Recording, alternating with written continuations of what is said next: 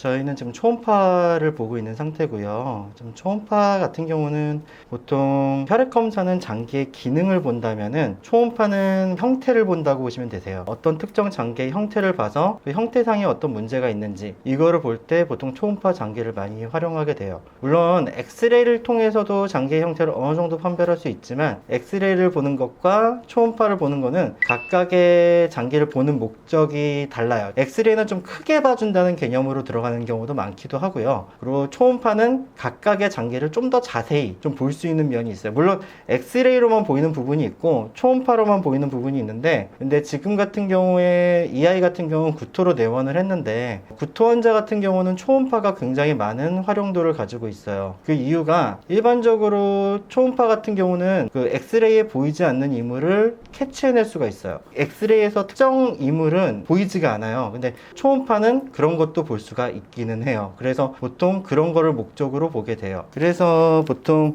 초음파를 통해 가지고 어떤 특정 장기들이나 아니면 장 쪽에 어떤 이물이 있는지 혹은 장기에 종양 같은 게 있는지 이런 것들을 볼 수가 있어요. 초음파를 볼 때 가장 좋은 거는 금식 상태로 내원을 해서 봐주시면은 더 정확한 영상을 볼 수가 있고요. 또 그리고 초음파 같은 경우는 털이 있을 경우에는 제대로 보이지 않는 경향이 좀 있어요. 그래서 좀 털을 깎고 봐야 되는 경우가 많아요. 그 배털 같은 거라든지 이런 거를 좀 깎고 봐야 되는 경우들이 많이 있어요. 특히나 포메라이안 같이 배에 털이 좀 이렇게 두껍게 있는 애들 같은 경우, 혹은 고양이처럼 배털이 굉장히 이중모처럼 돼 있는 경우에는 그때는 털을 깎지 않고는 초음파로 영상을 자체를 잡을 수가 없어요. 그래서 좀 더 정확한 진단을 위해서는 배털을 깎아야 되는 점, 그리고 이왕이면은 금식을 해서 오는 게 더 좋고, 물론 금식 상태가 아니더라도 초음파 영상은 가능하다는 점, 그런 점들을 좀 염두를 해둬야 돼요. 물론 초음파, 보통 복부, 지금 이 아이를 보고 있는 것 같은 경우는 복부 초음파를 보고 있는데, 복부 초음파 말고 심장 초음파라는 게 있어요. 심장 초음파는 똑같은 장비로 보는 건데 푸르브만 다르게 해서 보는 거라고 보시면 되는데, 심장의 판막과 그 다음에 혈류, 역류하는 정도,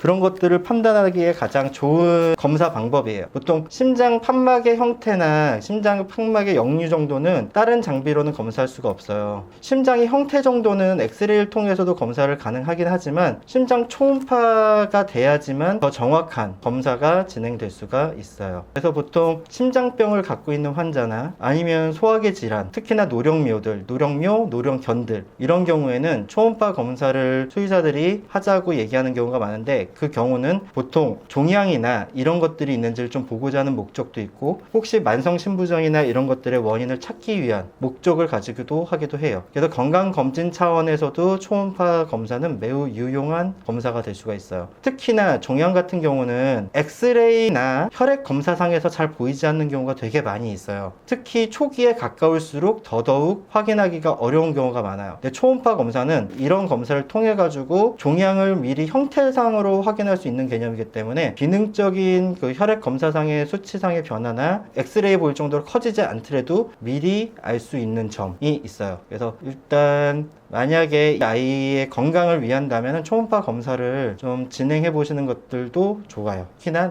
아이가 나이가 많다면 더더욱 그래요.